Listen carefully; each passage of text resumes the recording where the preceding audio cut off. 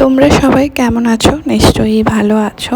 আর আমার রূপসোনা এখানে ভাতু খাওয়ার জন্য স্নান করে রেডি হয়ে গেছে, কিন্তু ভাতু খিদে আর ঘুমের জন্য আমার রূপসোনার মুখটা একটু আলু ভাতে হয়ে আছে। তাড়াতাড়ি আমি ওর খাবারের জায়গাটা রেডি করে দিচ্ছিলাম। এটা ওর পিকাচু, যেটার ওপরে বসে ও খায়। এটা ওর সোফা অ্যাকচুয়ালি।